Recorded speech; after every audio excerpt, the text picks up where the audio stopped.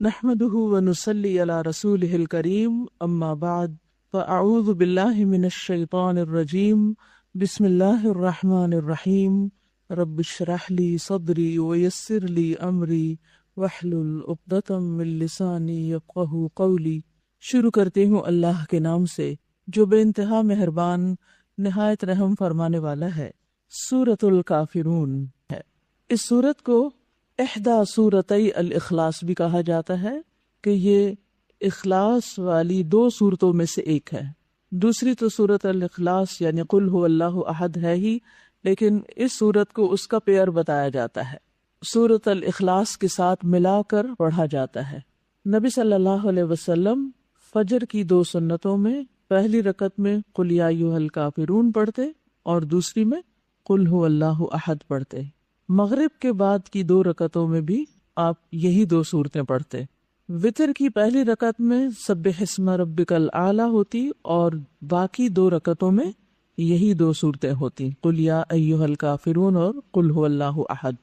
اسی طرح طواف کی رکعتوں میں بھی پہلی رکعت میں قل یا ایھا الکافرون اور دوسرے میں سورۃ الاخلاص پڑھنا مسنون ہے۔ اور اسی طرح خاص طور پر اس سورت کو قل هو اللہ اور معوذتین کے علاوہ رات کو پڑھنے کے لیے کہا گیا ہے کہ جو رات کے وقت اس کو پڑھتا ہے سونے سے پہلے، یعنی سونے کے اذکار میں اس کو شامل کیا گیا، تو وہ دراصل کفر اور شرک سے برات کا اظہار کرتا ہے، وہ توحید پر اپنے دن کا اختتام کرتا ہے۔ اور اس میں آپ دیکھیے کہ صبح سویرے فجر میں سب سے پہلی رکعت میں قرات کا جو آغاز ہو رہا ہے وہ اس سورت سے ہو رہا ہے۔ اسی طرح رات کو سوتے ہوئے آخری عمل اور پھر وتر جو ہے آخری نماز ہوتی ہے، اس میں اس سورت کو پڑھا جاتا ہے۔ اس سے آپ دیکھیے کہ اس سورت کی اہمیت کا اندازہ ہوتا ہے کہ یہ کتنی امپورٹنٹ سورت ہے۔ اس سورت کو بعض روایات میں ربع القرآن بھی کہا گیا، یعنی قرآن کا چوتھائی حصہ، لیکن اسے ضعیف بتایا جاتا ہے۔ نبی صلی اللہ علیہ وسلم کے اس عمل کو کہ آپ اس کو کثرت کے ساتھ پڑھتے تھے، عبداللہ ابن عمر کہتے ہیں کہ میں نے 24 سے 25 بار جائزہ لیا، یعنی گنتے بھی رہتے تھے کہ کتنی بار، 24 سے 25 بار جائزہ لیا کہ آپ فجر اور مغرب کی سنتوں میں یہ سورت پڑھتے ہیں۔ بہرحال اس سورت میں بھی صرف اللہ سبحانہ و تعالیٰ کی عبادت کرنے کا حکم دیا گیا ہے، یعنی اخلاص ہی کا سبق ہے کہ انسان اپنے عمل کو اللہ کے لیے خالص کر لے اور اس میں کسی اور کا کوئی حصہ نہ ڈالے، کوئی حصہ شریک نہ کرے۔ اب دیکھیے کہ کفار بھی عبادت کرتے تھے، لیکن ان کی عبادت میں کیا شامل تھا؟ شرک شامل تھا، اس لیے اس عبادت کو تسلیم نہیں کیا گیا۔ کوئی بھی عبادت جس کے اندر شرک کی ملاوٹ ہو، اس کا انکار کیا جا رہا ہے کہ وہ عبادت ہے ہی نہیں۔ عبادت صرف وہی ہے جو خالصتاً اللہ سبحانہ تعالیٰ کے لیے کی جائے، ظاہراً بھی اور باطناً بھی۔ ظاہری طور پر جیسے سجدہ وغیرہ دعا اللہ سبحانہ تعالیٰ سے، اور باطناً شرک خفی سے بھی پاک ہو، یعنی ریاکاری سے پاک ہو، دکھاوے کی نیت نہ ہو، سمعہ کی نیت نہ ہو، بلکہ ساری کی ساری عبادت صرف اور صرف اللہ سبحانہ تعالیٰ کے لیے۔ تو یہاں کیا بتایا جا رہا ہے کہ آپ کفار کو بتا دیجئے کہ میری عبادت تمہاری عبادت کی طرح نہیں ہے، بلکہ وہ صرف اللہ کے لیے خالص ہے۔ اس سبق کو ہمیں دن میں کئی بار پڑھنے کے لیے کہا گیا ہے، کئی بار اس کی یاد دہانی کرائی گئی ہے کہ ہم جو کچھ بھی کریں صرف اللہ کے لیے کریں۔ اس کے پس منظر میں یہ بات بھی بتائی جاتی ہے کہ جب قریش نے آپ کو مختلف طرح کی آفرز کی کہ آپ جہاں چاہیں آپ کی شادی کروا دیتے ہیں، آپ جتنا چاہیں سونا آپ کے لیے ڈھیر کر دیتے ہیں، اور بھی اگر آپ حکومت چاہتے ہیں تو وہ آپ کو دے دیتے ہیں، لیکن آپ نے سب چیزوں کا انکار کر دیا۔ تو جب وہ اس بات سے مایوس ہو گئے کہ کسی بھی قسم کی کوئی دنیاوی چیز جو ہے وہ آپ کو اٹریکٹ نہیں کرتی اور آپ اپنے کام سے، اپنے مشن سے باز نہیں آ رہے، تو پھر انہوں نے کہا کہ چلو کمپرومائز کر لیتے ہیں، اور آپ کو ایک اور آفر کی کہ چلیے باقی چیزیں تو نہیں آپ کو چاہیے، تو ہم ایسا کرتے ہیں کہ آپ بار بار ہمیں اللہ کی عبادت کے لیے کہتے ہیں تو کوئی درمیان کی راہ نکالتے ہیں، حل وسط نکالتے ہیں۔ اور وہ کیا ہے کہ 1 سال آپ ہمارے بتوں کی عبادت کر لیں اور 1 سال ہم آپ کے الہ کی عبادت کر لیں گے جیسے آپ چاہتے ہیں، اور اس طرح مسئلے کا حل نکل آئے گا، سب مل کے سمجھوتا کر کے اکٹھے رہ لیں گے۔ لیکن اس موقع پر یہ صورت نازل ہوئی کہ یہ ممکن ہی نہیں، ہمیں صرف اور صرف اللہ سبحانہ وتعالی ہی کے لیے اپنی تمام عبادات رکھنی ہے، جیسے کہ پیچھے ہم پڑھ چکے ہیں ان صلاتی و نسکی و محیای و مماتی للہ رب العالمین، اور جیسے سورۃ الکوثر میں فرمایا گیا کہ فصلی لربک وانحر، کہ اپنے رب ہی کے لیے نماز اور رب ہی کے لیے قربانی ہوگی۔ تو اللہ سبحانہ وتعالیٰ فرماتے ہیں قل یا ایھا الکافرون، قل کہہ دیجئے اے محمد صلی اللہ علیہ وسلم، کس کو کہہ دیجئے؟ ان لوگوں کو کہہ دیجئے، اعلان کر دیجئے، پکار کر کہہ دیجئے۔ اور جب کسی صورت یا کسی بات کے شروع میں قل کا لفظ آتا ہے تو اس سے اس بات کی اہمیت اور زیادہ واضح ہو جاتی ہے کہ آپ ہماری طرف سے یہ پیغام ان کو دے دیجئے، آپ جا کر بتا دیجئے۔ ویسے تو آپ ہر چیز ہی بتا رہے تھے، لیکن یہاں خصوصیت کے ساتھ اس بات کی اہمیت کی وجہ سے اس سے پہلے قل لایا گیا۔ یا ایھا الکافرون، اے کافرو، اشارہ ہے کس کی طرف؟ کفار قریش کی طرف، مشرکین مکہ کی طرف۔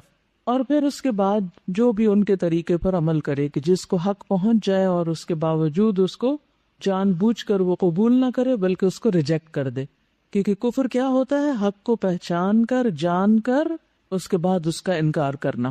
یعنی تمہیں ہر طرح سے سمجھایا جا چکا ہے لیکن تم ابھی تک کفر پر اڑے ہوئے ہو، مان کر نہیں دیتے، اسی لیے ان کو کافر کہہ کر پکارا گیا کہ اے کافرو، لا اعبد، نہیں میں عبادت کرتا یا کروں گا، فعل مضارع ہے، نہیں میں عبادت کرتا یا میں عبادت نہیں کروں گا، کس کی؟ ماں جس کی تعبدون تم عبادت کرتے ہو یا کرو گے، میں اس کی عبادت نہیں کروں گا۔ اور وہ کس کی عبادت کرتے تھے؟ اصنام کی، اوثان کی، انداد کی، اور پھر اس کے علاوہ بھی دنیا میں اور لوگ جتنے بھی ہیں اللہ کے سوا باقی جن جن چیزوں کی عبادت کرتے ہیں وہ سب بھی پھر اس میں شامل ہو جاتے ہیں کہ ایک مسلمان کو ان میں سے کسی کی بھی عبادت نہیں کرنی۔ ایک اسلام جو ہے باقی سارے ادیان سے اس اعتبار سے الگ، مختلف، منفرد ہے کہ اس میں صرف اور صرف اللہ کی عبادت کی جاتی، جبکہ باقی ادیان میں اللہ کی عبادت کے ساتھ ساتھ اوروں کو بھی ساتھ شریک کر لیا جاتا ہے۔ تو ہمیں کیا کہنا ہے؟ لا اعبد ما تعبدون، میری عبادت کا طریقہ وہ نہیں جو تمہارا ہے، میری عبادت خالصتاً اللہ سبحانہ تعالیٰ کے لیے ہے، ایک اکیلے اسی کے لیے۔ ولا انتم، اور نہ ہی تم، عابدون عبادت کرنے والے ہو، ما اعبد جس کی میں عبادت کرتا ہوں۔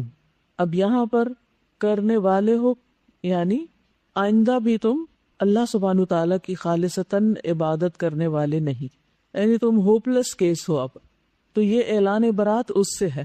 جہاں تک عام ایسے نان مسلمز کا تعلق ہے جن تک حق پہنچا ہی نہیں، جن کو حقیقت کا پتہ ہی نہیں، جن تک کسی نے پیغام پہنچایا ہی نہیں، تو ان کے لیے کیا ہے؟ ان کو دین کی دعوت دی جائے، یہ نہیں کہ پہلے ہی حلے میں ان سے اعلان برات کی دنیا میں جتنے بھی لوگ مسلمانوں کے علاوہ ہیں ہم ان سب کو اپنے سے کاٹ کے پھینک رہے ہیں۔ یہ نہیں مطلب اس کا۔ مطلب کیا ہے کہ تمہیں تو سب سے بہترین مواقع ملے دین کو، اسلام کو قبول کرنے کے۔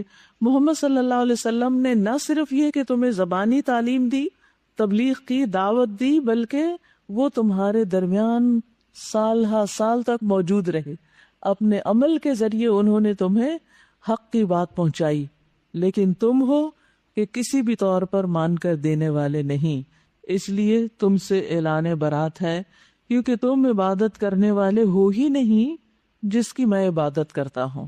ولا انا عابد، اور نہ میں عبادت کرنے والا ہوں، ما عبدتم جس کی تم عبادت کرتے رہے یا جس کی تم نے عبادت کی ماضی میں، تعبدون اب کرتے ہو یا آئندہ کرو گے، اور عبدتم کا کیا معنی ہے؟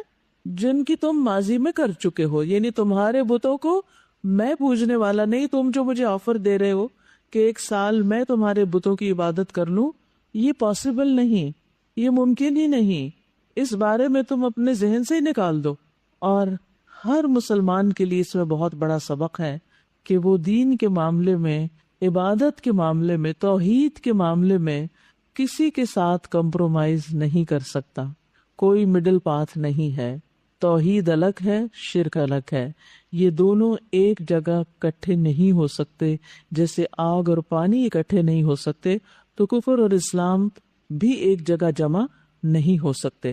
آج کے دور میں آپ دیکھیں کہ بہت سے لوگ وحدت الادیان کی بات کرتے ہیں. وحدت الادیان کا کیا مطلب ہے؟ کہ سارے دین ایک ہی ہیں اور سارے ہی اچھے ہیں، اور اس میں سے انسان جو چاہے چن لے. تو بات یہ ہے کہ دین اسلام کی تعلیم یا دین اسلام کی بنیاد توحید پر ہے، اور یہی توحید اسلام کو باقی سب سے الگ کر دیتی. اس کے علاوہ کفر جتنا ہے اس کے بارے میں کیا فرمائیں گے؟ الکفر ملت واحدہ، وہ سب ایک ملت ہے. وہ کمپرومائز کر سکتے ہیں کیونکہ ہر ایک نے اپنے اپنے الہ بنائے ہوئے، ان کے درمیان کامن گراؤنڈز ہو سکتی ہیں، لیکن مسلمانوں اور غیر مسلموں کے درمیان کامن گراؤنڈز نہیں ہو سکتی، کیونکہ مسلمان صرف ایک اللہ کی عبادت کرتے ہیں. وَلَا أَنْتُمْ عَابِدُونَ مَا أَعْبُدُ، اور نہ تم عبادت کرنے والے ہو جس کی میں عبادت کرتا ہوں. یعنی آئندہ بھی تم نہیں کرو گے جس کی میں کروں گا، یعنی تم سے توقع نہیں ہے. تو آپ کو یہ حکم دیا گیا کہ بہت کلیئرلی، ریپیٹڈلی، تاکید کے ساتھ، تکرار لفظی کے ساتھ ان کو بصراحت بتا دیجئے کہ یہ کمپرومائز نہیں ہو سکتا، کوئی گیو اینڈ ٹیک توحید کے معاملے میں نہیں ہو سکتا. حق اور باطل ایک جگہ اکٹھے نہیں ہو سکتے. اللہ سبحانہ و تعالی کے ساتھ کسی اور کو شریک نہیں کیا جا سکتا عبادت میں. تو اس سے یہ پتہ چلتا ہے کہ اس صورت میں ماضی، حال، مستقبل، ہر زمانے، ہر دور، ہر جگہ پر اللہ سبحانہ و تعالیٰ کے علاوہ کسی اور کی عبادت سے منع کیا گیا ہے. اور مومن ہوگا ہی وہی، نجات ہے ہی اس کی کہ جو شرک سے اظہار برات کر دے. قرآن مجید میں سورۃ الزمر میں آتا ہے قُلْ أَفَغَيْرَ اللَّهِ تَأْمُرُونِّي أَعْبُدُ أَيُّهَا الْجَاهِلُونَ، اے جاہلو کیا تم چاہتے ہو کہ میں اللہ کے سوا کسی اور کی عبادت کروں؟ آپ انہیں بتا دیجئے کہ یہ نہیں ہو سکتا، کیونکہ وہ کیا چاہتے تھے؟ وَدُّوا لَوْ تُدْهِنُ فَيُدْهِنُونَ، کہ تم کمزور پڑو تو وہ بھی آرام کریں، ان کو بھی تھوڑا سکون ملے، کیونکہ وہ مخالفت کر کر کے اور لڑ لڑ کے بھی تھک چکے تھے. تو بہرحال لَكُمْ دِينُكُمْ وَلِيَ دِينِ، تمہارے لیے تمہارا دین، ولی دین، اور میرے لیے میرا دین. میرا دین توحید ہے اور تمہارا دین شرک ہے، لہذا تمہارے دین کا اقرار نہیں کیا جا سکتا. اور اس کا یہ مطلب نہیں کہ تمہارے لیے تمہارا دین تو تم جس دین پر ہو وہ ٹھیک ہے، یہ معنی نہیں ہے اس کا.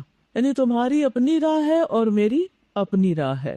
جیسے سورۃ یونس میں کہا گیا آیت 41 میں وَإِن كَذَّبُوكَ فَقُلْ لِي عَمَلِي وَلَكُمْ عَمَلُكُمْ، پھر اگر وہ آپ کو جھٹلائیں تو انہیں بتا دیجیے کہ میرے لیے میرا عمل ہے اور میرا کام ہے، اور تمہارے لیے تمہارا عمل ہے. انتم بریئون مما اعمل وانا بریء مما تعملون، تم اس سے بری ہو جو میں کرتا ہوں، یعنی تم سے نہیں پوچھا جائے گا کہ میں نے کیا کیا. وانا بریء مما تعمل، اور میں اس سے برات کا اظہار کرتا ہوں جو تم عمل کر رہے ہو. تمہارے عمل کے اوپر میں گواہ نہیں ہوں، اس کا میں اقرار نہیں کرتا. لکم دینکم کا یہ مطلب نہیں کہ میں تمہارے دین کو اپروو کر رہا ہوں، مطلب یہ ہے کہ تمہارا دین تمہارے لیے. جیسے پیچھے بھی ہم نے پڑھا کہ دین کا ایک اور معنی بھی ہوتا ہے، اور وہ کیا ہوتا ہے؟ جزا، سزا. یعنی تم جو کر رہے ہو اس کا بدلہ تمہیں ملے گا، اور جو میں کر رہا ہوں اس کا بدلہ مجھے ملنے والا ہے. لیکن یہاں دین ہی کے معنوں میں ہے، اول معنی زیادہ بہتر ہے، اور مراد اس سے یہ ہے کہ لنا اعمالنا ولکم اعمالکم، ہمارے لیے ہمارے کام اور تمہارے لیے تمہارے کام.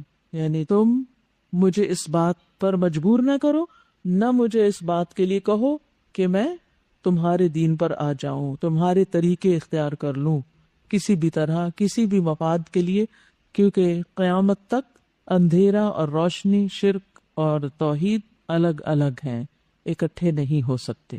انسان کے سینے میں ایک ہی دل ہے، کیونکہ عبادت کا تعلق دل سے ہے نا.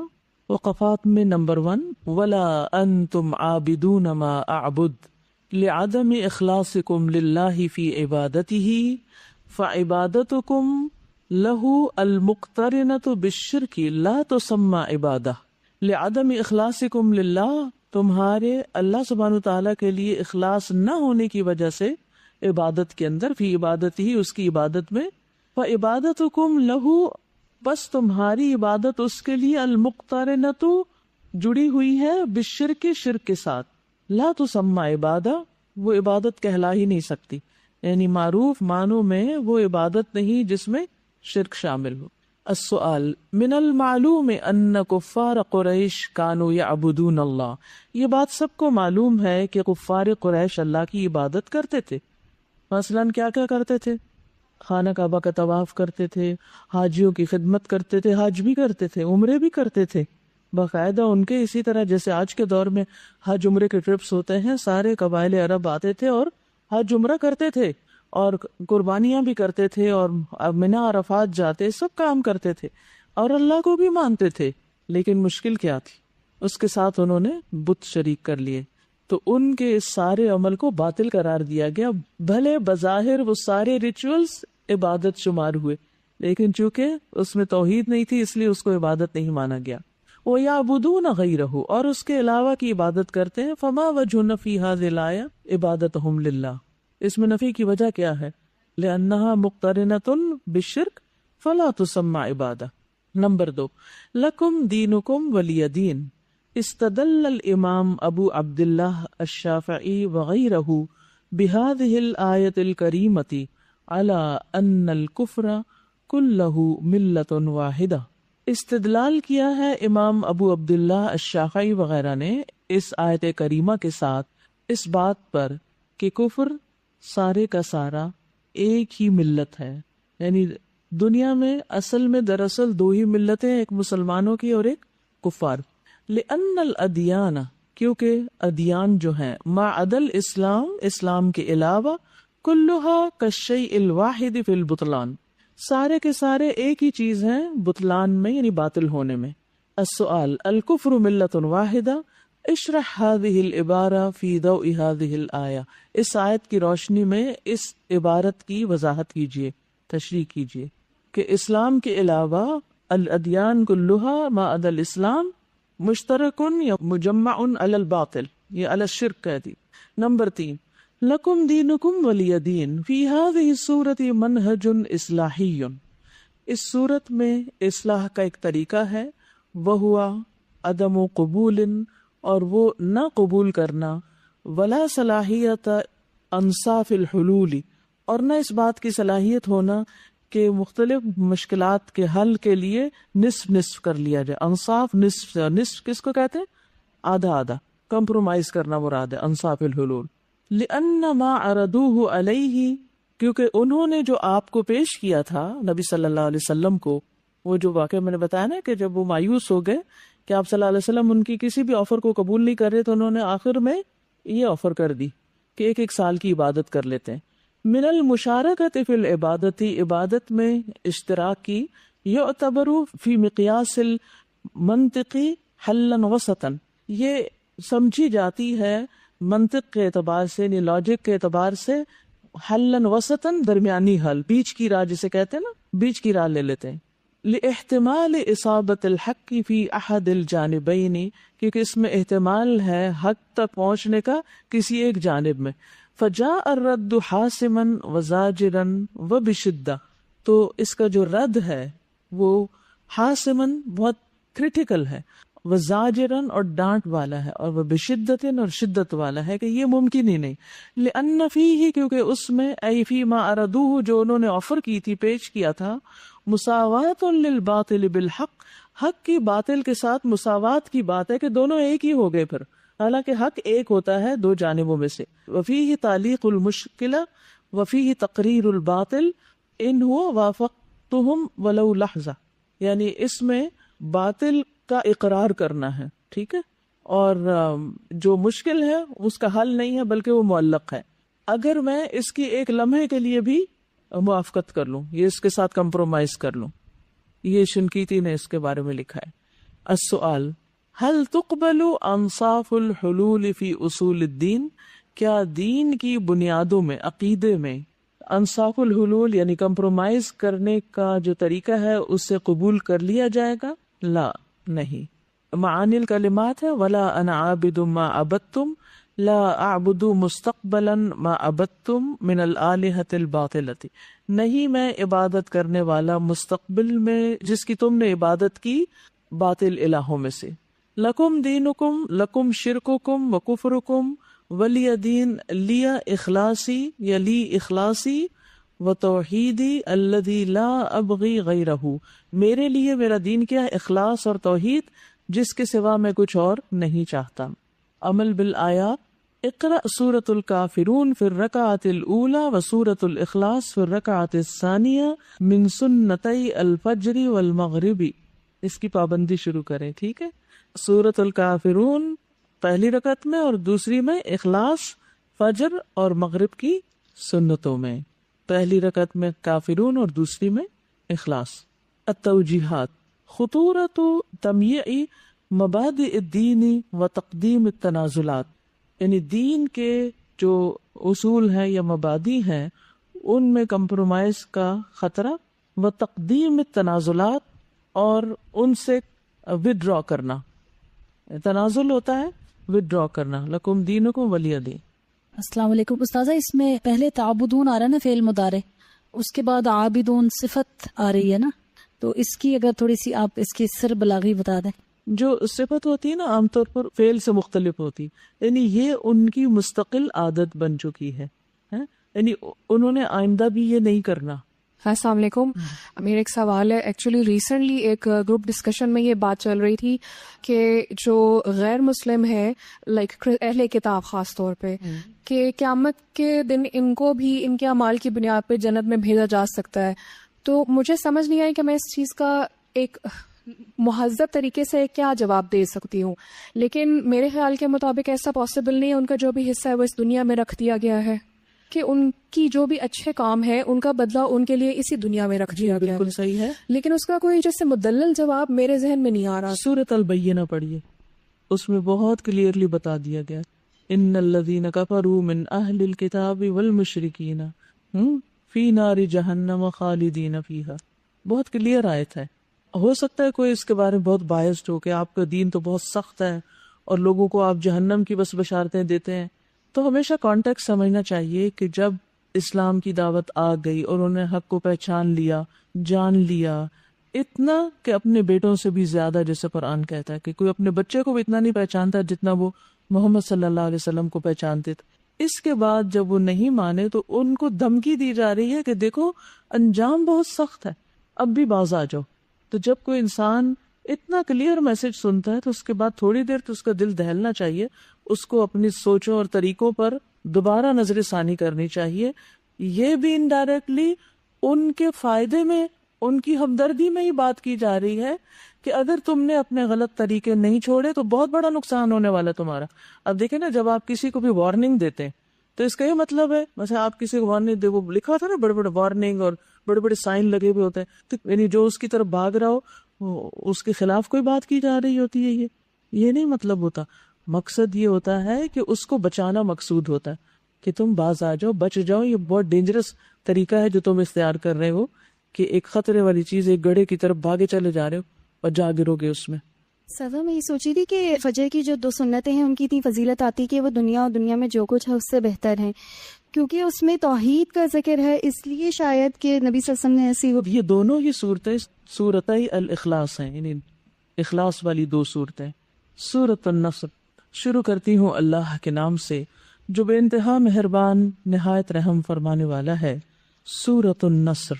اذا جب، جاء آ جائے، نصر مدد، اللہ اللہ کی، والفتح اور فتح، ورأیت اور آپ دیکھیں، الناس لوگوں کو، یدخلون وہ داخل ہو رہے ہیں، فی دینی دین میں، اللہ اللہ کے، افواجا فوج در فوج، فسبح تو تسبیح کیجئے، بحمد ساتھ حمد کے، ربکا اپنے رب کی، واستغفرہ اور بخشش مانگیے اس سے، انہ بے شک وہ، کانا ہے وہ، توابا بہت توبہ قبول کرنے والا.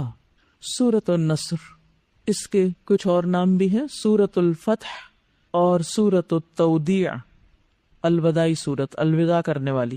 ابن عباس کہتے ہیں کہ یہ قرآن کریم کی آخری مکمل سورت ہے. ہو سکتا ہے آپ کے ذہن میں آئے کہ ہم تو آخری آیت سمجھتے ہیں الیوم اکملت لکم دینکم و اتممت علیکم نعمتی، تو پھر ان دونوں کے درمیان کس طرح کمپرومائز ہوگا، یعنی تطبیق کیسے ہوگی؟ وہ آخری آیت ہے اور یہ آخری سورت ہے، مکمل سورت. فتح مکہ کے موقع پر نازل ہوئی، مدنی سورت ہے. وہ کیوں؟ اس لیے کہ ہجرت کے بعد نازل ہوئی. یس، چاہے مکہ میں ہی کیوں نہیں، حجۃ الوداع کے موقع پر. سورت کا جو مشہور نام ہے وہ النصر ہے. اور نصر کس کو کہتے ہیں؟ مدد کو. اللہ سبحانہ وتعالی کا انسان کو اپنے دشمن پر ایسا غلبہ دینا کہ وہ دشمن کو اللہ تعالیٰ رسوا کر دے، مات دے دے، اور انسان کو کامیابی دے، ایسی کامیابی کہ جس سے اس کا دل خوش ہو جائے. اب جانتے ہیں کہ پیچھے نبی صلی اللہ علیہ وسلم کو تسلی دی گئی تھی. ابتدائی مکی دور کی صورتوں میں سے سورۃ الضحیٰ میں وَلَسَوْفَ يُعْطِيكَ رَبُّكَ فَتَرْضَىٰ، کہ البتہ ضرور آپ کا رب آپ کو وہ دے گا کہ جس سے آپ راضی ہو جائیں گے، خوش ہو جائیں گے. اور وہ وقت آ گیا کہ آپ نے اپنی زندگی میں ہی اپنے مشن کو مکمل ہوتے ہوئے دیکھا، کامیابی دیکھی، فتح دیکھی. مکہ فتح ہو گیا. سارے قبائل اس بات کے منتظر تھے کہ مکہ کس کے ہاتھ میں رہتا ہے، کیونکہ وہاں قبائلی نظام تھا، کوئی ایک اسٹیٹ تو تھی نہیں، لیکن سرداری اس کی ہوتی، غلبہ اس کا ہوتا، بات اس کی مانی جاتی جو مکہ پر قابض ہوتا. تو ابھی تک تو سب کفار قریش مکہ پر غالب تھے، لیکن فتح مکہ کے بعد اب سب کو پتہ چل گیا کہ مسلمان کامیاب ہو چکے ہیں. اس لیے فتح مکہ 8 ہجری میں ہوا، 9 ہجری اور پھر 10 ہجری میں مختلف اطراف سے نبی صلی اللہ علیہ وسلم کی خدمت میں بہت سے وفد آئے، بہت سے ڈیلیگیشنز آئے، اور انہوں نے آ کر اسلام قبول کیا. زیادہ تعداد میں لوگ دین میں داخل ہوئے اور بھی فتوحات کا دروازہ کھل گیا. جزیرۃ العرب آپ کے زیر تسلط آ گیا. تو اس صورت میں ہم دیکھتے ہیں کہ 2 بنیادی باتیں کی گئی ہیں. ایک طرف تو آپ کی زندگی میں ہی اسلام کے غالب ہونے کی خوشخبری آپ کو دی جا رہی ہے کہ آپ تک اللہ کی مدد اور فتح آ چکی ہے، اور دوسری طرف آخری آیتوں میں آپ صلی اللہ علیہ وسلم کی وفات کی خبر دی جا رہی ہے کہ آپ کی رسالت کا کام مکمل ہو چکا ہے. اب آپ اللہ کی ملاقات کی تیاری کیجیے اور اس کے لیے کثرت سے تسبیح اور استغفار کیجیے. تو آئیے دیکھتے ہیں سورت کو. اللہ تعالیٰ فرماتے ہیں اذا جاء نصر اللہ والفتح. اذا جب، جاء آ جائے، کس کے پاس آ جائے؟ آپ کے پاس، محمد صلی اللہ علیہ وسلم کے پاس. کیا؟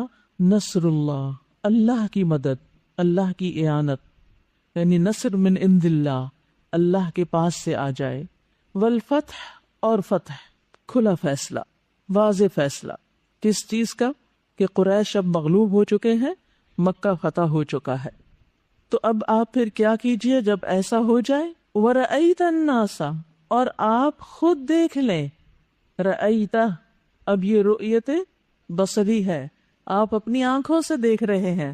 کیا؟ الناس، لوگوں کو، یدخلون، کہ وہ داخل ہو رہے ہیں، فی دین اللہ، اللہ کے دین میں. کیا نام ہے اس کا؟ اسلام، یعنی اسلام میں داخل ہو رہے ہیں. افواجا، فوج در فوج، یعنی قبیلوں پہ قبیلے. کوئی طائف سے آ رہا ہے، کوئی یمن سے آ رہا ہے، کوئی حوازن سے آ رہا ہے. یہ سب فتح مکہ کے بعد آیا. خصوصاً اس سورت کے اترنے کے بعد آپ صلی اللہ علیہ وسلم نے، ایک روایت میں آتا ہے کہ تمہارے پاس یمنی آئے ہیں، اور پھر حکمت یمنی ہے اور فقہ یمنی ہے، یعنی دین کی جو سمجھ ہے وہ بھی یمنیوں کو حاصل ہوگی، اور اس کے ساتھ ساتھ حکمت بھی ان کو اللہ نصیب کرے گا. تو یعنی ایسے اچھے اچھے لوگ دین میں شامل ہو رہے ہیں. اور یہی دراصل وہ نصر اور فتح تھی کہ اب ہر طرح کی رکاوٹیں دور ہو گئی. فتح کا مطلب ہوتا ہے کھلنا. اب دروازہ کھل گیا تو کیا ہوا؟ جو رکاوٹ تھی، بیریئر تھا، وہ ہٹ گیا. کسی بھی چیز کی جب اوپننگ ہو جاتی ہے تو رستے کھل جاتے ہیں. اور یہ فیصلہ دراصل کون سا فیصلہ تھا؟ یعنی فتح فیصلے کے معنوں میں بھی آتا ہے، کھلا فیصلہ. یعنی اللہ سبحانہ تعالیٰ نے آپ کے دشمن کو شکست دے دی ہے، اس معاملے میں کوئی شک نہیں، اور آپ اپنی آنکھوں سے دیکھ رہے ہیں کہ ایسا ہو چکا ہے۔ جب یہ سورت اتری ابو بکر سن کر رونے لگے، آپ رونے لگے، کیوں؟ ان کو سمجھ آ گئی کہ اب معاملہ کچھ اور ہے، کیونکہ آگے آپ کو تلقین کی گئی فسبح بحمد ربک، اب کرنے کا کام کیا ہے کہ تسبیح بیان کیجئے اپنے رب کی حمد کے ساتھ، واستغفرہ، اور اس سے استغفار کیجئے، انہ کان توابا، کیونکہ وہ بہت زیادہ توبہ قبول کرنے والا رب ہے۔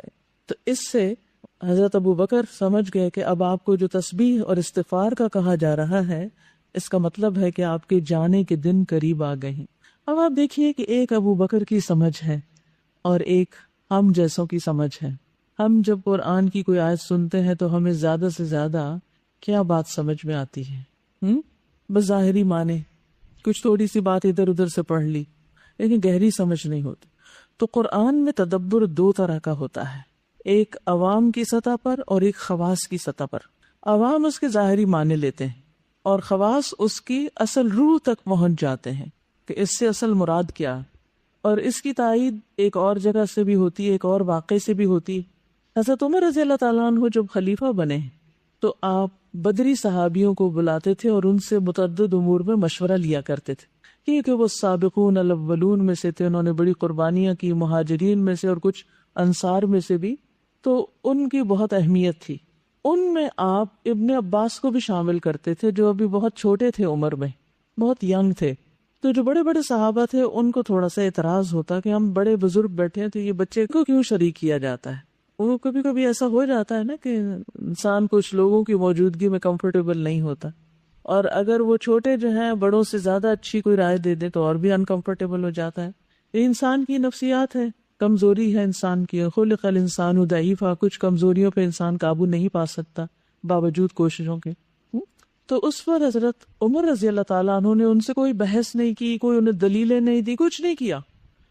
انہوں نے ایک موقع پر ان سب کو بلایا اور حضرت ابن عباس کو بھی، اور ان کو پردے کے پیچھے بٹھا دیا اور ان کے سامنے ایک سوال رکھا۔ وہ سوال کیا تھا کہ یہ جو سورت ہے، سورت النصر، اس کے نازل ہونے کا مقصد کیا ہے، اس میں کس چیز کا حکم دیا جا رہا ہے؟ تو انہوں نے کہا کہ اس میں تسبیح کرنے کا، اللہ کی حمد بیان کرنے کا حکم ہے، یعنی عمل کی بات کیا ہے، اس میں کرنے کا کام کیا ہے کہ حمد و ثنا کی جائے، استغفار کیا جائے۔ اس پر آپ نے ابن عباس کو بلا لیا اور کہا تمہاری کیا رائے، اور انہیں پہلے سے کچھ نہیں کہا تھا، اسپونٹینیسلی ان کو بلا کے پوچھا کہ تم کیا کہتے؟ تو وہ کہنے لگے کہ اس میں رسول اللہ صلی اللہ علیہ وسلم کی وفات کی خبر دی جا رہی ہے کہ آپ کا مشن مکمل ہو چکا ہے، آپ کی جو ذمہ داری ہے وہ پوری ہو چکی ہے، اب آپ تسبیح اور استغفار کے ذریعے اللہ سے ملاقات کی تیاری کریں۔ تو انہوں نے کہا کہ میری بھی یہی رائے، اور اس صورت میں اصل بات بھی یہی ہے۔ تو ابن عباس کو نبی صلی اللہ علیہ وسلم نے خاص طور پر دعا دی تھی، آپ نے ان کے سینے پہ ہاتھ مارا تھا اور فرمایا تھا اللہم فقہہ فی الدین وعلمہ التأویل، کہ اللہ ان کو دین کی سمجھ دے اور ان کو تأویل یعنی قرآن کی تفسیر کا علم عطا کرے۔ تو وہ مفسر قرآن تھے اور انہوں نے قرآن میں گہرا غور و خوض کیا، اور آج تک الحمدللہ قرآن کی تفسیر میں ان کے بہت شارٹ، جامع، مختصر، ٹو دا پوائنٹ اقوال ملتے ہیں، اور جب ان کا قول آ جاتا ہے کہ ابن عباس نے اس کے بارے میں یہ کہا ہے تو بات ختم ہو جاتی ہے کہ بس وہی لے لی جائے، وہی اصل تفسیر ہے کسی آیت کی۔ تو اگرچہ وہ عمر میں چھوٹے تھے لیکن ان کی سمجھ بہت تھی۔ تو کچھ لوگ اللہ سبحانہ تعالیٰ کی طرف سے گفٹڈ بھی ہوتے ہیں، لیکن اصل گفٹڈ وہی ہوتا ہے کہ جس کو حافظ علم، مواقع کے ساتھ ساتھ توفیق بھی نصیب ہو، جیسے برکت بھی نصیب ہو جس کے وقت میں۔ تمنا تو بہت لوگ کرتے ہیں لیکن سب کو نصیب کیوں نہیں ہوتا؟ صلاحیتیں تو اللہ تعالیٰ نے بہت لوگوں کو دی ہوتی لیکن وہ ان سے استفادہ نہیں کرتے، غیر ضروری فضول لایانی چیزوں میں اپنا وقت ضائع کرتے، شیطان کے وسوسوں کا شکار ہو گئے، خود ساختہ مسائل کا شکار ہو گئے، اپنی توجہ اور اپنی ذہانت کو غیر ضروری کاموں میں لگائے۔ اور اب بھی یہی ہوگا، پڑھا تو آپ سب نے ہے لیکن ہر ایک کا آگے قرآن سے تعلق، اس کا سیکھنا اور سکھانا اور اس کی خدمت کا لیول مختلف ہوگا۔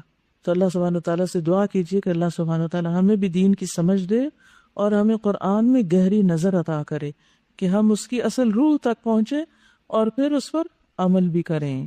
اب اس میں آپ دیکھیے کہ آپ کو ایک طرح سے شکر ادا کرنے کے لیے کہا جا رہا ہے کہ اللہ نے آپ پر نعمت تمام کر دی ہے۔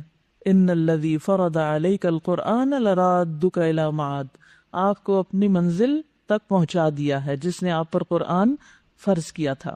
تو اس پر شروع میں تو کہا گیا تھا نا الا ان نصر اللہ قریب، اور یہاں پر اذا جاء نصر اللہ، وہاں مدد آنے کا وعدہ تھا، یہاں اب آ چکی، اور آپ دیکھ بھی رہے ہیں کہ آ چکی ہے۔ اب آپ کیا کریں؟ تسبیح کریں۔ سبح، تسبیح کا کیا معنی ہوتا ہے؟ تنزیح، اللہ تعالیٰ کی پاکی بیان کرنا کہ اللہ تعالیٰ ہر عیب اور نقص سے پاک ہے۔ لیکن صرف تسبیح نہیں، تسبیح کامل اس وقت ہوتی ہے جب اس کے ساتھ حمد شامل ہو، بحمد، ساتھ حمد کے۔ اور حمد کیا ہوتا ہے؟ کسی کی صفات محمودہ جو ہوتی ہیں، یعنی قابل تعریف صفات کا ذکر کرنا محبت اور تعظیم کے ساتھ، اس میں محبت اور تعظیم شامل ہوتی ہے۔ اگر محبت اور تعظیم نہ ہو تو وہ تعریف کیا کہلاتی ہے؟ مدح کہلاتی ہے۔ بادشاہوں کی مدح ہوتی ہے، ہم اسے مدح اصل میں بولتے ہیں، لیکن لفظ مدح ہے۔ تو یہ مدح جو ہے وہ محبت اور تعظیم کے ساتھ نہیں ہوتی۔ یہی فرق ہے مدح اور حمد میں، حروف دونوں کے ایک جیسے ہی ہیں۔ مدح میں دال بیچ میں ہے اور حمد میں آخر میں، اس کے الٹ ہے، ٹھیک ہے؟ تو اللہ سبحانہ وتعالیٰ کی مدح نہیں کی جاتی، کیا کیا جاتا ہے؟ حمد کی جاتی ہے، جس میں تعریف کے ساتھ محبت اور تعظیم بھی شامل ہوتی ہے۔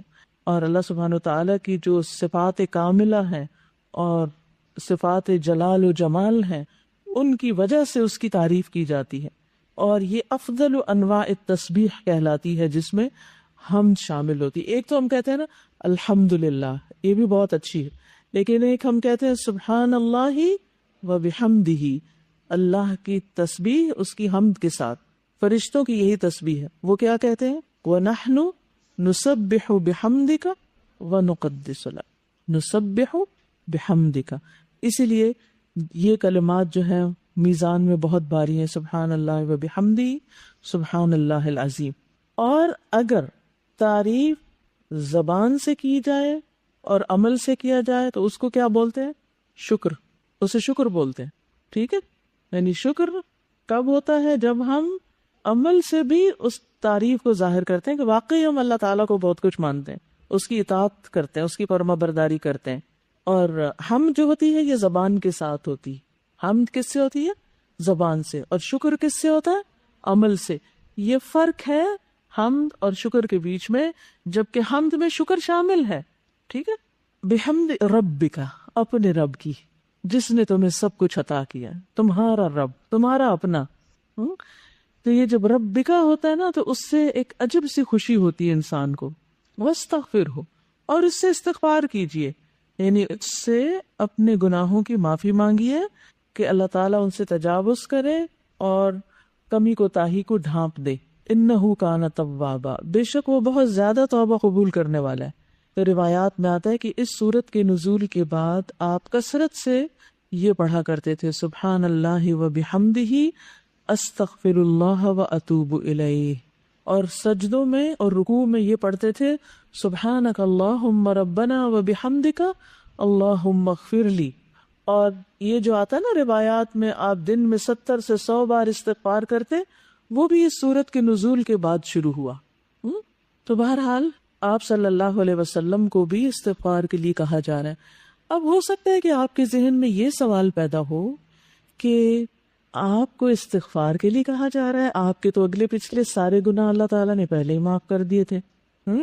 لِيَغْفِرَ لَكَ اللَّهُ مَا تَقَدَّمَ مِن ذَنبِكَ وَمَا تَأَخَّرَ، تاکہ اللہ تعالیٰ آپ کے اگلے پچھلے سبھی گناہ معاف کر دے۔ تو پھر کس بات پہ استغفار؟ آپ دیکھیے کہ ہمیں ہر نماز کے بعد استغفار کرنے کو کہا جاتا ہے۔ سلام پھیرتے ہم کیا کہتے ہیں؟ استغفر اللہ، استغفر اللہ، استغفر اللہ۔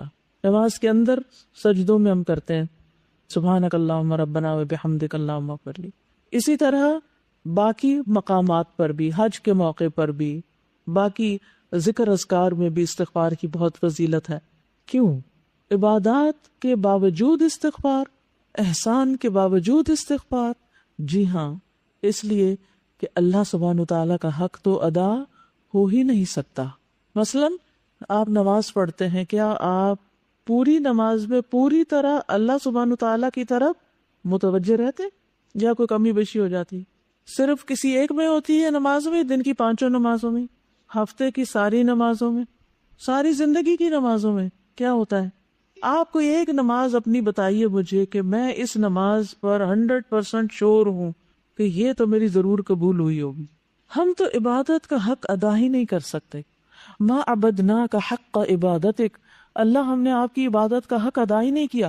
صرف ہم نہیں کہتے، وہ فرشتے جو عرش اٹھائے ہوئے ہیں وہ یہ دعا کرتے ہیں کہ ما عبدناک حق عبادتک سبحانک ما احلمک۔ آپ کتنے حلم والے ہیں، ہم تو آپ کی عبادت کا حق ادا ہی نہیں کر سکتے۔ ما اکرمک، تو کون یہ کہہ سکتا ہے؟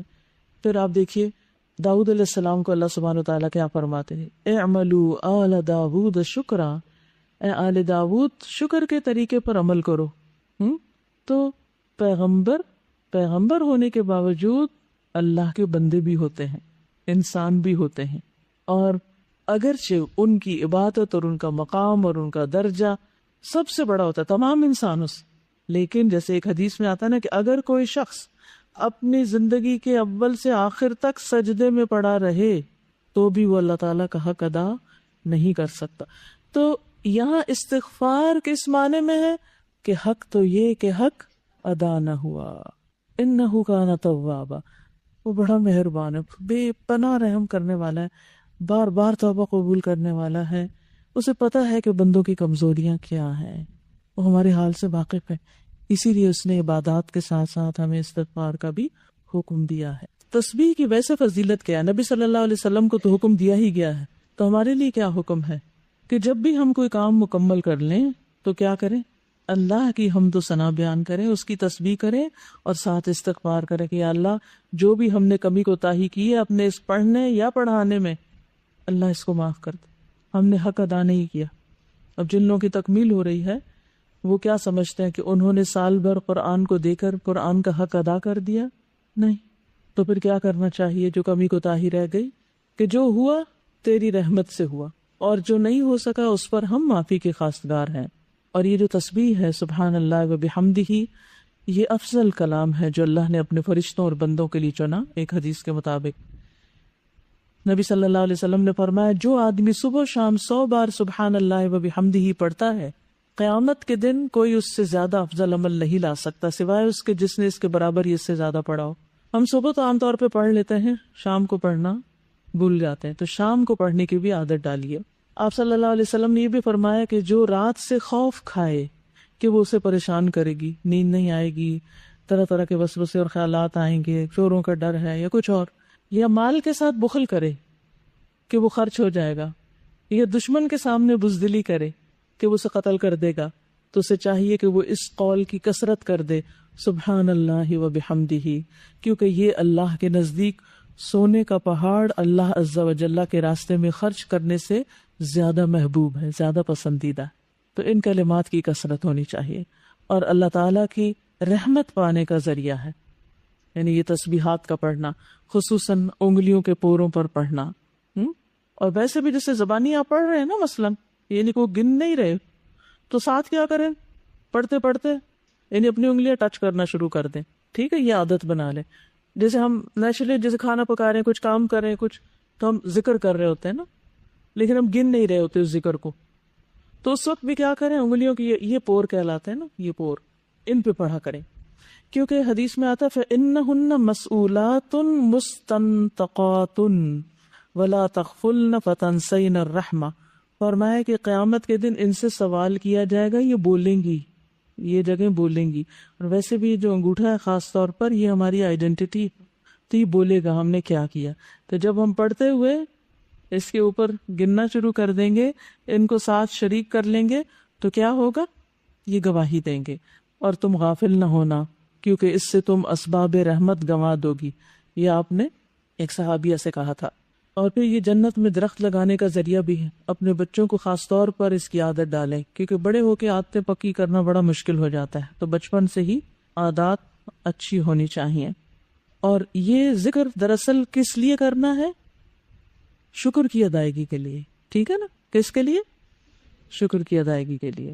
اور شکر کی ادائیگی بھی اصل میں تو اللہ کی توفیق سے ہی ہوتی ہے. عربی کا ایک شعر ہے، ان کان بشکری نعمت اللہ نعمت، اگر میرا شکر ادا کرنا بھی اللہ کی نعمتوں میں سے ایک نعمت ہے، علیہ مجھ پر، لہو فی مثلہا یجب الشکر، تو پھر اس پر بھی شکر ادا کرنا چاہیے.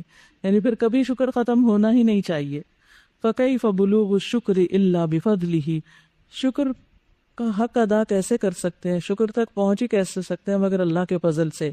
وَإِن طَالَتِ الْأَيَّامُ وَاطَّصَلَ الْعُمُرُ، خواہ دن لمبے ہو جائے اور عمر ختم ہو جائے لیکن شکر ختم نہیں ہونا چاہیے. شکر ہی ہے. اس میں خطاب تو نبی صلی اللہ علیہ وسلم سے ہے، لیکن ہم سب کو بھی اپنے اس کورس کی تکمیل پر شکر ادا کرنا چاہیے اور خوش ہونا چاہیے، اور اللہ سبحانہ تعالیٰ ہی کی حمد و ثنا کرنی چاہیے. سب تعریف اسی کی. وقفات تدبریہ دیکھ لیتے ہیں. اذا جاء نصر اللہ والفتح ورأیت الناس يدخلون فی دین اللہ افواجا، اشارۃ لأن یستمر النصر لہذا الدین، اشارہ اس بات کی طرف کہ اس دین کے لیے مدد جاری رہے گی. ویزداد عند حصول التسبیح بحمد اللہ واستغفارہ من رسولہ، اور زیادہ ہو جائے گی کیا نصر؟ کب؟ اللہ کی حمد کے ساتھ تسبیح اور استغفار پر اللہ کے رسول کی طرف سے. فإن هذا من الشکر، کیونکہ یہ شکر میں سے ہے. واللہ تعالی یقول، اللہ تعالیٰ فرماتے ہیں، لئن شکرتم لأزیدنکم، اگر تم نے شکر ادا کیا تو میں تمہیں اور بھی ضرور زیادہ دوں گا. وقد وجد ذلک فی زمن الخلفاء الراشدین، یہ چیز پائی گئی کب؟ خلفاء راشدین کے زمانے میں. وبعدہم فی ہذہ الامہ، اور ان کے بعد بھی اس امت میں. لم یزل نصر اللہ مستمرا، مسلسل اللہ کی مدد آتی رہی. حتی وصل الاسلام الی ما لم یصل الیہ دین من الادیان، یہاں تک کہ دنیا میں اسلام وہاں تک پھیل گیا جہاں تک کوئی اور دین نہ پھیلا. ودخل فیہ ما لم یدخل فی غیرہ، اور اس میں وہ داخل ہوا جو اس کے علاوہ کسی چیز میں نہیں. حتی حدث من الامت من مخالفت امر اللہ، یہاں تک کہ امت سے اللہ کے احکامات کی مخالفت ہوئی، اللہ کے حکم کی مخالفت ہوئی.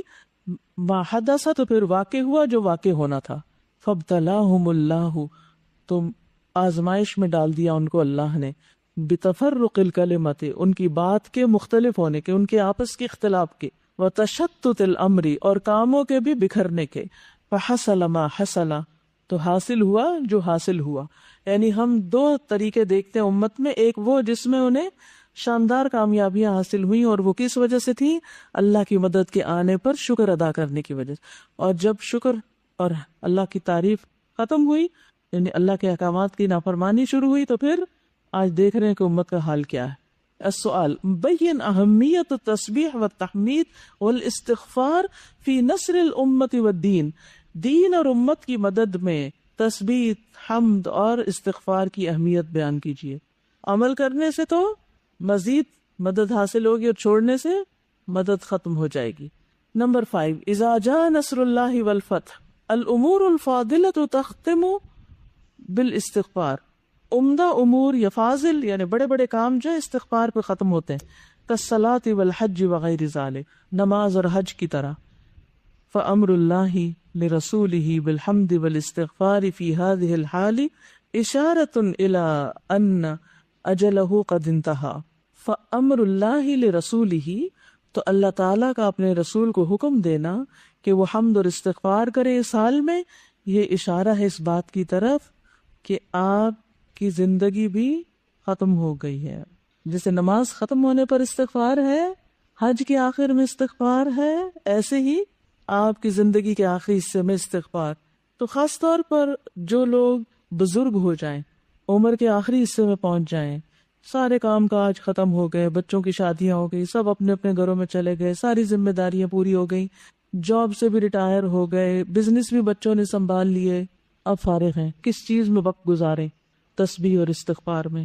کثرت سے تسبیح کریں، اور اسی طرح جب کوئی آپ کا پروجیکٹ اینڈ پر آنے لگے، آپ کا ایکیڈیمک ایئر اینڈ پہ آنے لگے، تو کثرت سے تسبیحات اور استغفار خود بھی اور بچوں کو بھی دیں تاکہ وہ دین و دنیا میں ایکسل کریں.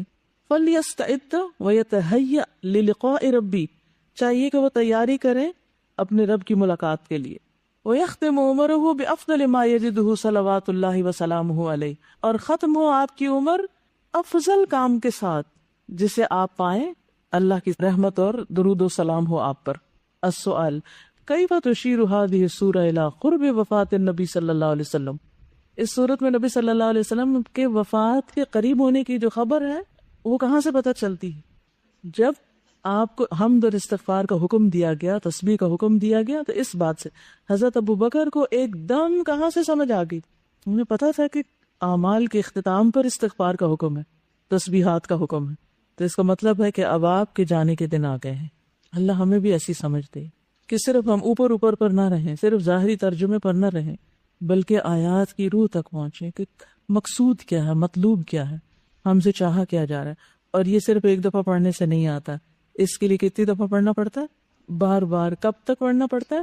حتیٰ یأتیک الیقین، موت تک. قرآن صرف ایک بار پڑھ کے ختم کر کے مکمل کر کے رکھ دینے کی چیز نہیں ہے، جہاں سے اختتام ہوگا وہیں سے آغاز ہو جائے گا اور ہو جانا چاہیے انشاءاللہ. ترجمہ دیکھیے معانی الکلمات. والفتح، فتح مکہ، وکان ذلک فی العام الثامن للہجری، اور یہ 8 ہجری میں ہوا. عمل بالآیات میں ورأیت الناس يدخلون فی دین اللہ افواجا ادعو کافرا الی الاسلام بأی وسیلۃ تجیدها، کسی کافر کو اسلام کی دعوت دے کسی ایسے طریقے کے ساتھ جس کو آپ بہت اچھی طرح کر سکتے ہیں، یعنی جس کے آپ ایکسپرٹ ہیں، ماہر ہیں، عمدہ طریقے سے جسے کرنے کے قابل ہیں.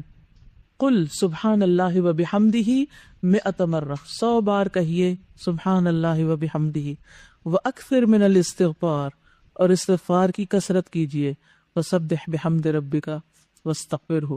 نمبر 2 توجیحات میں اہمیت تسبیح اللہ واستغفارہ عند تمام العبادہ، عبادت کے تمام ہونے پر اللہ کی حمد کے ساتھ اس کی تسبیح اور استغفار کا حکم. ٹھیک ہے، اس کی اہمیت کا بیان ہے یہاں پر.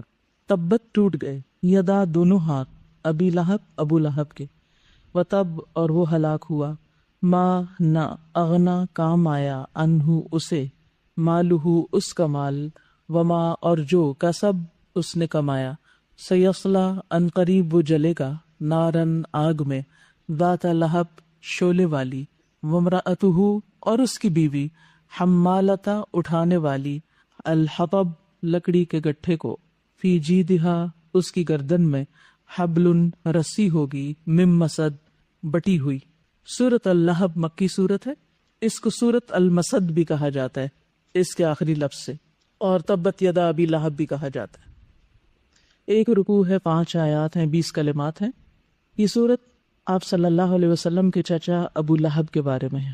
آپ کے چچا 3 طرح کے تھے. ایک وہ جنہوں نے آپ کا ساتھ دیا، ایمان لائے، ان میں حضرت عباس اور حمزہ ہیں، اور حمزہ افضل ہیں کیونکہ وہ سید الشہداء ہیں.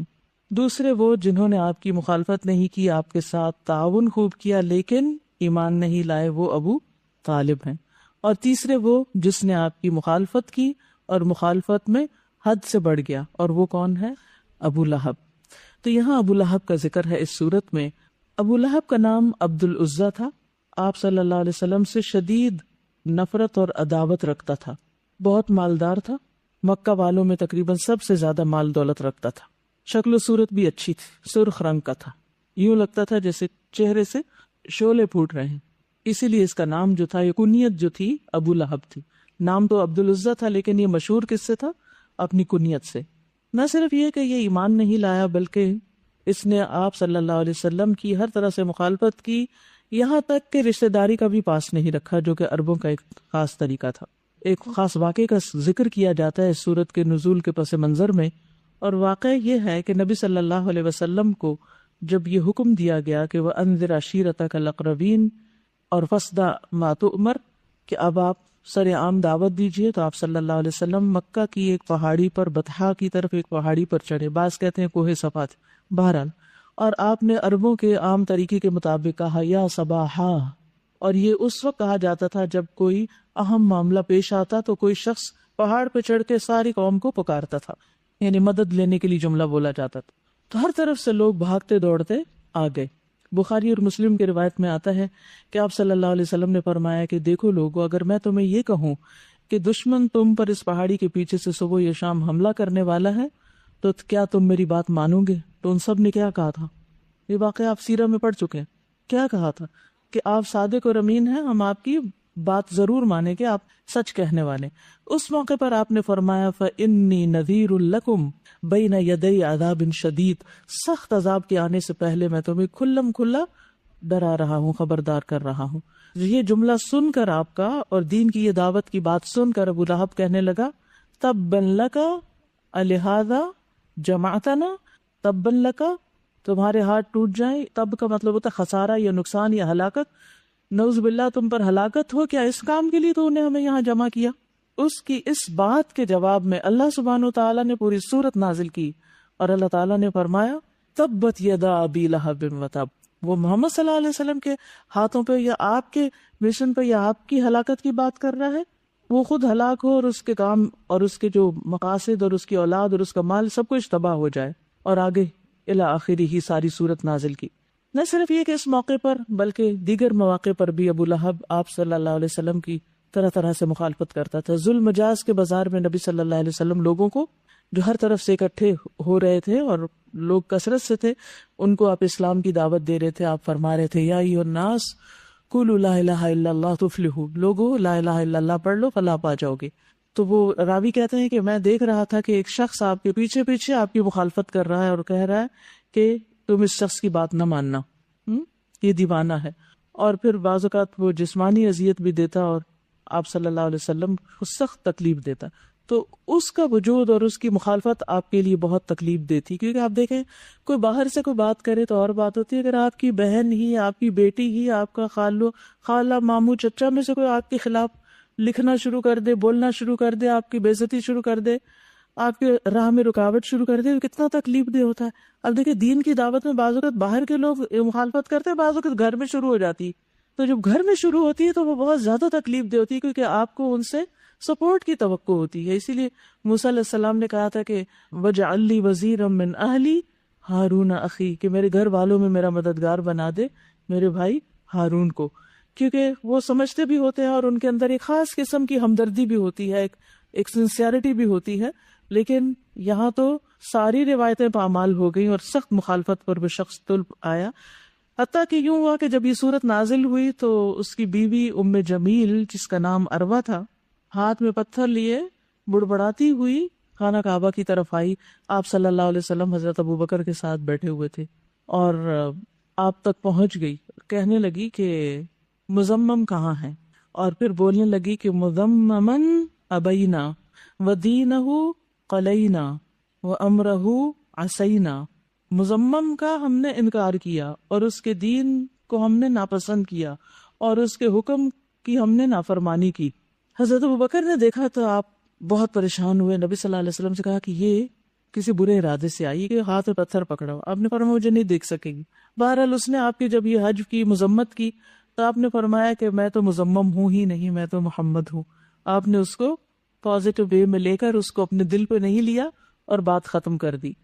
بہرحال سورت شروع ہوتی ہے تبت یدا سے. تبت یدا ابی لہب و تب، ٹوٹ گئے دونوں ہاتھ ابو لہب کے اور وہ خود بھی تباہ و برباد ہو گیا. سورت النصر کے بعد یہ سورت کیوں رکھی گئی؟ ایک طرف آپ کے مشن کی تکمیل، فتح، مدد کی بات کی گئی اور دوسری طرف آپ کے دشمنوں کی ذلت اور رسوائی اور ان کے مشن کی ناکامی کی بات ہے. قرآن کا اختتام ہو رہا ہے اور اس میں یہ بتایا گیا کہ دیکھو آخر میں کامیاب کون ہوتا ہے اور ناکام کون ہوتا ہے. صرف ایک شخص ہے جس کا نام لے کر قرآن مجید میں اس کی مذمت کی گئی ہے اور اس کے لیے جہنم کی اور شعلوں کی سزا سنائی گئی ہے، اور وہ ہے کہ جس نے سب سے زیادہ آپ کی مخالفت کی. تبت یدا، تبت کا لفظ جو ہے نا تب یتب تبن اور تباب سے ہے ٹوٹنا اور خسارے میں پڑنا، ہلاکت میں پڑنا. وما کید فرعون الا فی تباب، یعنی فرعون کی ساری چالیں جو ہیں وہ بربادی اور نامرادی پر مبنی ہیں. وما زادوہم غیر تتبیب، قرآن میں دوسری جگہ پر یہ الفاظ آتے ہیں. تو دونوں ہاتھ ٹوٹ جائیں، تبت ماضی کا صیغہ ہے اور بعض اوقات دعائیہ بھی ہوتا ہے، یعنی امر کے معنوں میں بھی آتا ہے. تو یہاں ایک طرح سے بد دعا دی گئی. ٹوٹ گئے یا ٹوٹ جائیں دونوں طرح ترجمہ کیا جاتا ہے.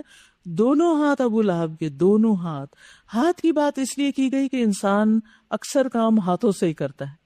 ذالک بما قدمت یداک. پھر اسی طرح انسان جب کسی کو گالی دیتا ہے تو ہاتھوں سے اشارہ کرتا ہے، تانے دیتا ہے، اس طرح کر کے لڑائی جھگڑا کرتا ہے. اور پھر یہ ہے کہ اس نے کہا جاتا ہے کہ اپنے ہاتھوں کے اشاروں سے کہا تھا کہ میں اول تو جہنم میں نہیں جاؤں گا، اگر گیا بھی یا میرا حساب ہوا بھی تو اپنے بیٹوں کو فدیے میں دے کے خود چھوٹ جاؤں گا. کہا تبت یدا ابی لہب، دونوں ہاتھ اس کے ٹوٹ گئے. دونوں کیوں؟ یدا سے مراد مال اور اولاد دونوں بھی لیے جاتے ہیں، یعنی ہاتھوں کے معنوں میں بھی کیونکہ وہ کام کرتے ہیں اور کوششوں کی علامت ہوتے ہیں، کوشش کی علامت ہاتھ ہوتا ہے. اور دوسری طرف دوسرا معنی کیا؟ مال اور اولاد. نہ مال کام آیا اور نہ اولاد کام آئی. اب ہوا کیا تھا؟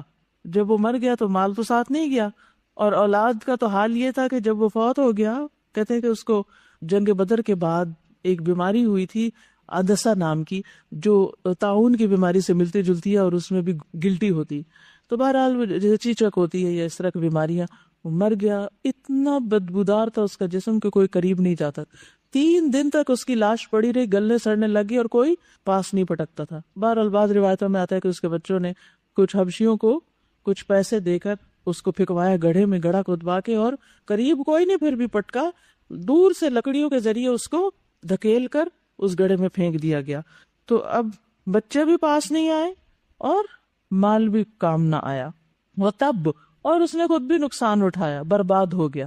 تبت اور تب، ما اغنا عنہ مالہ، نہ کام آیا اس سے اس کا مال اس کے کسی کام نہ آیا. قرآن مجید میں ایک اور جگہ بھی آتا ہے وما یغنی عنہ مالہ اذا تردی، جب وہ خود ہلاک ہو گیا تو اس کا مال اس کے کس کام آئے گا. اور قیامت کے دن بھی انسان کہے گا ما اغنا عنی مالیہ ہلک عنی سلطانیہ وما کسب، اور جو اس نے کمایا. کمائی میں کیا آتا ہے؟ مال اور اولاد دونوں آتے. حدیث میں آتا ہے ان اولادکم من کسبکم، تمہاری اولاد تمہاری کمائی میں سے ہے، یعنی انسان کی کمائی شمار ہوتی. یعنی اس کے پاس مال بھی تھا، اولاد بھی تھی، وسائل سب کچھ تھے. اس کے باوجود چونکہ اس نے اسلام دشمنی کی، محمد صلی اللہ علیہ وسلم کی مخالفت کی، تو وہ ناکام ہو گیا. سیصلا، ان قریب جلے گا. کہاں؟ نارن، آگ میں. نارن نکرہ ہے، کیا معنی نکلتا ہے؟ بہت بڑی، تفخیم کے لیے فخامت النار، بہت زیادہ آگ. ذات لہب، جو شعلوں والی، بھڑک رہی ہے. کیونکہ وہ اپنے حسن و جمال کی وجہ سے ابو لہب کہلاتا تھا، تو اسی مناسبت سے اس کی سزا بھی سنائی گئی. وامرأتہ، اور اس کی بیوی بھی ام جمیل، جو ابو سفیان کی بہن تھی، عروہ بنت حب بن امیہ. حمالۃ الحطب، جو ایندھن اٹھانے والی تھی. حمالہ کا مطلب بہت زیادہ اٹھانے والی، الحطب ایندھن. ایک معنی اس کا یہ کیا جاتا ہے کہ وہ نبی صلی اللہ علیہ وسلم کے راستے میں جنگل سے ایندھن اٹھا کے لکڑیاں وغیرہ کانٹوں والی وہ آپ کے راستے میں بکھیر دیتی، کیونکہ ہم سائے تھے بالکل نیکسٹ ڈور. تو جب آپ تہجد کے لیے نکلتے تو پریشان ہوتے کیونکہ آپ کے راستے میں کانٹے بچھائے ہوتے، ہرڈلز ڈالے ہوئے ہوتے تھے. دوسرا معنی یہ ہے کہ وہ ایندھن اٹھانے والی. اس کا ایک مجازی معنی یہ، فیگریٹو معنی یہ لیا گیا ہے کہ وہ لوگوں کے درمیان چغلیاں کرتی، فساد ڈلواتی تھی. مفسدہ کے معنوں میں ہے، یعنی لڑائی کی خاطر دوڑی پھرتی. نبی صلی اللہ علیہ وسلم کی بہت مخالفت کرنے والی تھی. کیونکہ حمالہ ہوتا ہے کوشش سے اٹھانے کا معنی ہوتا ہے، بہت زیادہ اٹھانے والی. اور کہا یہ جاتا ہے کہ چونکہ وہ بھی اپنے شوہر کے ساتھ مشن میں شریک تھی اور آپ کی بہت خلاف تھی. کہتے اس کا ایک قیمتی ہار تھا جس کو وہ پکڑ کے کہتی تھی کہ میں اسے لات و عزا کی قسم محمد کی عداوت میں خرچ کر دوں گی. اور یہی ہار اس کے لیے عذاب کا سبب بن گیا. اس لیے فرمایا فی جیدہا حبل من مسد، اس کی گردن میں رسی ہوگی مسد کی. مسد ہوتا ہے کھجور کی چھال یا مونج کی رسی. کھجور کو کوٹ کے جو رسی بنائی جاتی ہے اور اس کے خوب بل دیے جاتے ہیں، لیف اس کو کہتے ہیں، وہ گلے میں ہوگی اس کی قیامت کے دن. اس سے اس کو گھسیٹا جائے گا اور اس کی کمر پر بہت شدید بوجھ ہوگا، ایندھن ہوگا اور اس کو وہ جلا رہا ہوگا. اور یہ بھی کہا گیا کہ وہ شوہر جس آگ میں بھڑک رہا ہوگا اس میں وہ ایندھن لالا کے اور بھڑکائے گی. دنیا میں جیسے اس نے شوہر کا ساتھ دیا، اس کے کہنے اور باتوں میں آ گئی، آخرت میں بھی وہ اس کی مددگار ہوگی، اس کی سزا میں اضافے کی. آپ دیکھیے کہ اس سے بہت اہم بات پتہ چلتی ہے کہ جو شخص کسی کی گمراہی میں اس کا مددگار ہو، قیامت کے دن بھی وہ اس جیسی سزا بھگتے گا، اس سزا میں بھی اس کے ساتھ ہوگا. کوئی یہ نہیں کہہ سکتا میں تو بڑا مجبور تھا، میں تو اس کے تابع تھا، فلاں نے مجھے بھڑکایا، فلاں غیبت کرتا تھا تو میں سنتا تھا. نہیں، آپ اپنے کام کے خود ذمہ دار ہیں. تو اس لیے انسان کو بہت سوچ سمجھ کے کسی کا ساتھ دینا چاہیے، ظلم میں کسی کا ساتھ نہیں دینا چاہیے، گناہ کے کاموں میں، دین کی مخالفت کے کاموں میں نہیں دینا چاہیے. اور اس کے برعکس اگر کوئی نیکی کے کاموں میں کسی کی مدد کرتا ہے تو الدال علی الخیر کفاعلہ. اور آپ دیکھیے کہ یہاں پر رسی کی بات کی گئی تو کچھ لوگوں نے قرآن کا جو مذاق اڑاتے ہیں، کہتے ہیں اچھا رسی وہاں جل نہیں جائے گی، وہ جو کھجور کی بٹی ہوئی رسی ہوگی. تو بات یہ ہے کہ جب لوگوں کے جسم جلنے کے باوجود وہاں زندہ رہیں گے تو سزا والے جو آلات ہیں وہ بھی اپنی اصلی حالت میں رہیں گے. دیکھیے آگ کب جلاتی ہے، کیوں جلاتی ہے؟ جب اس کو اللہ تعالیٰ کی طرف سے حکم دیا جاتا ہے کہ جلاؤ. اور جس چیز کو اگر اللہ حکم دے قلنا یا نار کونی بردن، تو وہ پھر نہیں جلاتی. تو اس رسی کو اور اس ایندھن کو جیسے اللہ حکم دے گا ایک چیز کو جلائے گی اور ایک کو نہیں جلائے گی، کیونکہ وہ اللہ کے حکم کے تابع ہے.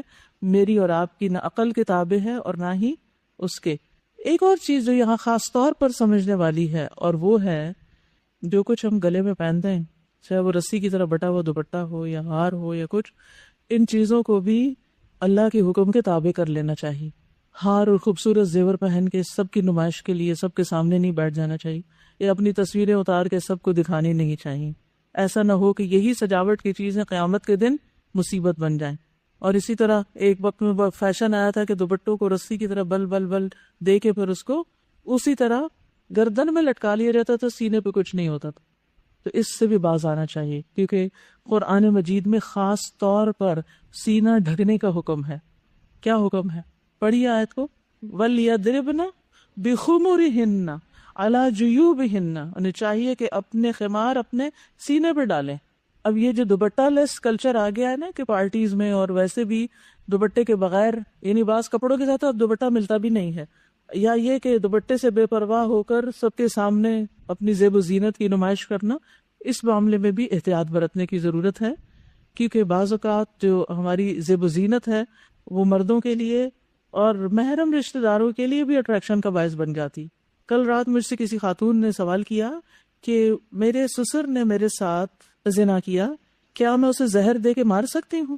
کیونکہ یعنی کہ دین میں سزا ہے کہ ایسے شادی شدہ شخص کو مار دو، قتل کر دو، رجم کر دو. تو اب آپ سوچئے کہ وہ پھر جب یہ ہم کچھ سن لیتے ہیں اور پھر اس کا اپنے پاس سے مطلب نکال لیتے ہیں. لیکن میں یہ سوچ رہی تھی کہ بعض اوقات ایسے بہت سے کیس دبے ہوئے ہوتے ہیں. ایک دن پہلے کوئی کزن کا مسئلہ بتا رہا تھا کہ چھوٹی سی تھی اور کزن نے مسلسل اس کے ساتھ زیادتی کی، اور اب شادی آ رہی ہے تو شدید خوف کا شکار ہے. ایسے بے پناہ، یعنی کوئی دن نہیں شاید جاتا جب اس قسم کو کوئی قصہ کہانی نہ سننے کو ملے. یعنی لوگ مسائل ڈسکس کرتے ہیں، اب آپ کو تو نہیں پتا کون ہے ABCD، لیکن یہ معاشرے کے مسائل بہرحال ہیں. اب اس میں آپ دیکھیے کہ جہاں مرد حضرات زیادتی کرنے والے ہیں اور ظلم کرنے والے ہیں عورتوں پر، وہاں عورت کو کس طرح رہنا چاہیے. اپنے محرم رشتے، اگر بھائی ہے، بیٹا ہے، شوہر کے علاوہ گھر میں دیور ہے، سسر ہے، تو یہ نہ کہیں کہ سسر تو محرم رشتے دار ہیں اس لیے اس کے سامنے میں جیسے چاہوں پھر لوں. آپ ہو سکتا ہے اس کے لیے بھی فتنے کا باعث بنیں. تو عورت گھر میں بھی اپنے سینے پہ دوپٹہ ڈالے رکھے، یہ حیا کی علامت ہے. اور جب حیا ہوتا ہے تو ایمان ہوتا ہے، اور حیا رخصت ہوتا ہے ایمان چلا جاتا. ہاں یہ الگ ہے کوئی بھی نہیں کام کاج کر رہے ہیں تو آپ اتار کے پھر اپنا پڑھ رہے ہیں، اپنا کچن میں کام کر رہے ہیں، کچھ کر رہے ہیں. لیکن جو ہی آپ دیکھتے ہیں کہ ایسے لوگ آس پاس بہت سے موجود ہیں، حتیٰ کہ بعض اوقات افسوس سے کہنا پڑتا ہے لڑکیاں بھی لڑکیوں کے حسن سے اٹریکٹ ہو جاتی ہیں. یہ شر بھی بہت معاشرے میں عام ہو گیا. یعنی لیزبین اور گیز اب عام ٹرم ہے جس کو آپ دیکھتے ہیں.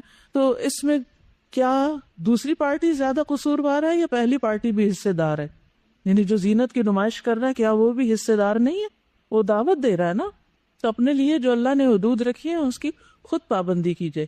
اور پھر بعض اوقات ایسے ڈریسز، اللہ کا شکر ہے ہمارے معاشرے میں اتنے، لیکن کچھ کلچرز میں اس طرح کی چیزیں پائی جاتی ہیں بالکل سٹریپ کے ساتھ، اور پوری سینہ اور پوری کمر پیچھے سے ننگی ہو رہی، بازو ننگے ہو رہے ہیں، ٹانگیں ننگی ہو رہی ہیں. کیا ہے عورتوں کی مجلس میں؟ آپ کو کیا پتا کہ عورتوں میں سے کون کس قسم کی عورتیں ہیں. قرآن مجید میں عورتوں سے بھی یعنی ایک حد کے اندر رہنے کا حکم دیا گیا. سورۃ النور میں آپ پڑھ سکتے ہیں. کیونکہ اب ذہنوں کا بگاڑ اتنا زیادہ ہو گیا ہے کہ انسان کسی جگہ اپنے آپ کو محفوظ تصور ہی نہیں کرتا. اپنے آپ کو خود بچا کے رکھیں, کسی پہ الزام دینے سے پہلے خود اپنی حفاظت کریں. بہرحال اس میں آپ دیکھیے معنی الکلمات میں تبت کا معنی خسرت و ہلاکت وہذا دعاء علیہ, یہ بد دعا ہے. خسرت و ہلاکت خسارے اور ہلاکت کی بات ہے اس میں. جیدہا عنقہا. اور پھر آپ دیکھیے اس دور میں ایک عورت مال اور اپنا پسندیدہ زیور بیچ کے دین کی مخالفت میں شریک ہونا چاہتی, تو آج کی عورت کا کیا کام ہے, کیا کرنا چاہیے اس کو؟ دین کی حمایت میں اپنے جان مال اولاد سب کو لگانا چاہیے. پھر توجیحات میں الحذر من ایذاء عباد اللہ الصالحین, اللہ کے نیک بندوں کو اذیت دینے سے بچیں, ڈریں. کیوں؟ کیونکہ اللہ کی لاٹھی بے آواز ہے, اور اگر آپ اللہ کے محبوب کو یا اللہ کے دوست کو کوئی تکلیف دیں گے تو کیا ہوگا؟ اللہ کی دشمنی کو دعوت دیں گے. من عادى لی ولیا فقد آذنته بالحرب, جس نے میرے کسی دوست کو اذیت دی, اس سے عداوت رکھی, تو میں اس کے خلاف جنگ کا اعلان کرتا ہوں. حدیث قدسی. اور وقفات تدبریہ میں تبت یدا ابی لہب وتب عرف بهذا ان الانتماء الى الصالحین لا یغنی الا ان وقع الاقتداء بهم فی افعالهم. اس بات سے پتہ چلا کہ صالحین کے ساتھ تعلق, انتماء ہوتا ہے کسی سے نسبت, لا یغنی کام نہیں آئے گی, الا مگر ان وقع الاقتداء بهم فی افعالهم, ان کے کاموں میں جب تک ان کی پیروی نہ کی جائے تو صرف ان سے تعلق فائدہ نہیں دے گا. لأنہ عم النبی صلی اللہ علیہ وسلم, کیونکہ وہ تو نبی صلی اللہ علیہ وسلم کا چچا تھا, آپ کا خون تھا, آپ کے خاندان میں سے تھا, لیکن اس کے باوجود اس کے لیے سب سے بڑی وعید آئی ہے قرآن میں. اگر کوئی بچ سکتا تو ابو لہب رشتہ داری کی بنا پہ بچتا پھر, لیکن ایسا نہیں ہوا. السؤال هل ينفع علو النسب اذا كان بلا عبادہ, کیا نسب کی بلندی فائدہ دے گی کہ ہم سید ہیں, ہم ہاشمی ہیں, ہم قریشی ہیں, ہم فلاں ہیں فلاں, کیا اس بنا پہ کوئی بچ سکتا ہے اللہ کے عذاب سے؟ ہرگز نہیں, جب تک عبادت نہ کرے. وضح ذلك من الآیہ, آیت سے اس کی وضاحت کیجئے, اوپر موجود ہے. نمبر 7 وامرأته حمالۃ الحطب کانت زوجته, یہ اس کی بیوی تھی ابو لہب کی. وکانت عونا لزوجها, اور یہ اپنے شوہر کی مددگار تھی. علی کفرہ وجحودہ وعنادہ, اس کے کفر, انکار اور دشمنی میں. فلہذا تکون یوم القیامۃ عونا علیہ فی عذابہ فی نار جہنم, اسی وجہ سے قیامت کے دن وہ جہنم کی آگ میں اس کے عذاب پر اس کی مددگار ہوگی. ولہذا قال حمالۃ الحطب فی جیدہا حبل من مسد, یعنی تحمل الحطب, وہ اٹھائے ہوئے ہوگی حطب کو. فتلقی علی زوجہا, اپنے شوہر پر ڈالے گی. لیزداد فی نار جہنم, تاکہ وہ جہنم کی آگ میں اور زیادہ ہو. السؤال بین اہمیت اختیار الزوجۃ الصالحہ من خلال هذه الآیہ, نیک بیوی کو اختیار کرنے کی اہمیت بتائیے, and vice versa, اس آیت کی روشنی میں. کیونکہ شوہر بیوی ایک دوسرے کے جب تک ہم خیال نہ ہو, مددگار نہ ہو, تو عام طور پر بڑی مشکلات ہوتی ہیں. تو اس لیے انسان کی کوشش یہی ہونی چاہیے کہ شادی کی بنیاد دین ہو. لیکن افسوس کے ساتھ کہنا پڑتا ہے کہ آج کل دینداری بھی ظاہر میں رہ گئی ہے, جس کے نتیجے میں کیا ہو رہا ہے, لوگ پھر مزید دین سے متنفر ہو جاتے ہیں. تو دین کا لحاظ اور پاس رکھیے, اپنے قرآن کا لحاظ اور پاس رکھیے. یہ آپ کے لیے ایک ڈھال ہونی چاہیے کہ میں نے قرآن پڑھ رکھا, میں ایک دیندار لڑکی ہوں, مجھے اپنی زبان سے کوئی گالی گلوچ نہیں کرنی, مجھے اپنے حجاب کا خیال رکھنا, مجھے اپنے نمازوں کا, اپنے دینی شاعر کا خیال رکھنا ہے, کیونکہ میں ایک پڑھی لکھی لڑکی ہوں, دین سمجھنے والی, تاکہ لوگ دین سے متنفر نہ ہوں. ایسا نہ ہو کہ ہم زبان سے تو تبلیغ کریں اور عمل ہمارا خلاف